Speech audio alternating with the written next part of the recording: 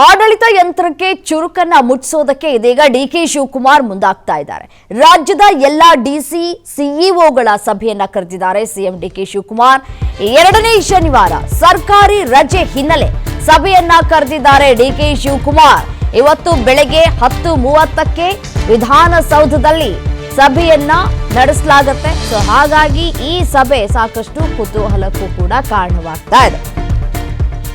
ರಾಜ್ಯದ ಎಲ್ಲ ಈ ಜಿಲ್ಲೆಗಳ ಡಿಸಿಗಳನ್ನು ಕೂಡ ಮತ್ತೆ ಸಿಇಒಗಳನ್ನ ಕೂಡ ಈ ಸಭೆಯಲ್ಲಿ ಕಡ್ಡಾಯವಾಗಿ ಭಾಗಿಯಾಗಬೇಕು ಅಂತ ಕೂಡ ಹೇಳಿದ್ದಾರೆ. ಮಳೆ ಹಾನಿ ಸೇರಿ ಹಲವು ವಿಚಾರಗಳ ಬಗ್ಗೆ ಚರ್ಚೆಯಾಗುವ ಸಾಧ್ಯತೆ ಇದೆ. ಆಡಳಿತ ಯಂತ್ರಕ್ಕೆ ಚುರುಕನ್ನ ಮುಟ್ಟಿಸೋದಕ್ಕೆ ಇದೀಗ ಡಿಕೆ ಶಿವಕುಮಾರ್ ಅವರು ಮುಂದಾಗ್ತಾ ಇದ್ದಾರೆ. ಸಾಮಾನ್ಯವಾಗಿ ಎರಡನೇ ಶನಿವಾರ ಅಂತಂದ್ರೆ ಸರ್ಕಾರಿ ನೌಕರರು ರಜೆ ಮೂಡ್ನಲ್ಲಿ ಇರ್ತಾರೆ.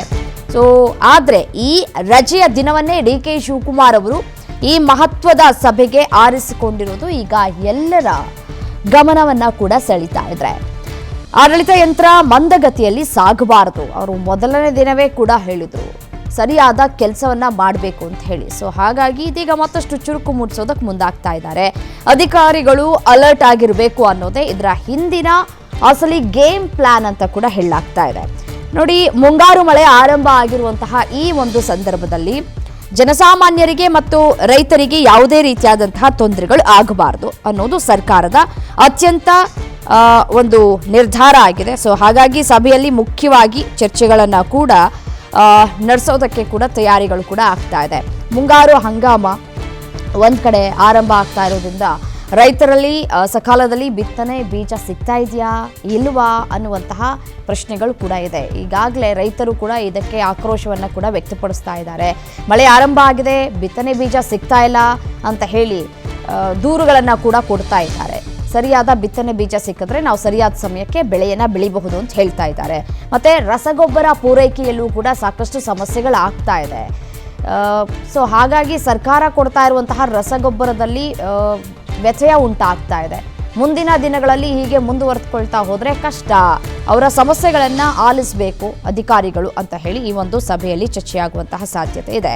ಮತ್ತೆ ಮಳೆ ಹಾನಿ ಮತ್ತೆ ಮುಂಜಾಗ್ರತಾ ಕ್ರಮಗಳನ್ನು ಯಾವ ರೀತಿಯಾಗಿ ತೆಗೆದುಕೊಂಡಿದ್ದೀರಿ, ಯಾವ ರೀತಿಯಾಗಿ ಸಿದ್ಧತೆಗಳನ್ನು ಮಾಡ್ಕೊಂಡಿದ್ದೀರಿ ಅನ್ನುವಂತಹ ವಿಚಾರಗಳ ಬಗ್ಗೆಯೂ ಕೂಡ ಚರ್ಚೆಗಳಾಗುತ್ತೆ. ಯಾರು ಕೂಡ ಮಳೆಯಾದಂತಹ ಸಂದರ್ಭದಲ್ಲಿ ಇಲ್ಲಿ ಹಾಗಾಯಿತು ಅಲ್ಲಿ ಹೀಗಾಯಿತು ಅಧಿಕಾರಿಗಳು ಅಲರ್ಟ್ ಆಗಿರಲಿಲ್ಲ ಅಂತ ಹೇಳಿ ಪ್ರಶ್ನೆ ಮಾಡಬಾರ್ದು ಅಂತ ಹೇಳಿ ಅಧಿಕಾರಿಗಳ ಜೊತೆ ಸಭೆಯನ್ನು ನಡೆಸಲಿಕ್ಕಿದ್ದಾರೆ. ಮತ್ತೆ ಜಿಲ್ಲಾ ಮಟ್ಟದಲ್ಲಿ ಸಾರ್ವಜನಿಕರ ಫೈಲ್ಗಳು ಧೂಳು ಹಿಡಿತಾ ಇದ್ದಾವೆ. ಸೊ ಆ ಧೂಳು ಹಿಡಿಯದ ರೀತಿಯಲ್ಲಿ ಯಾವ ರೀತಿಯಾಗಿ ಕೆಲಸ ಕಾರ್ಯಗಳನ್ನು ಮಾಡಬೇಕು, ಹೇಗೆ ಕೆಲಸ ಕಾರ್ಯಗಳನ್ನು ಮಾಡ್ತಾ ಇದ್ದೀರಿ ಅಂತ ಹೇಳಿ ಚುರುಕು ಮುಟ್ಟಿಸುವಂತಹ ಕೆಲಸಗಳಾಗುತ್ತೆ.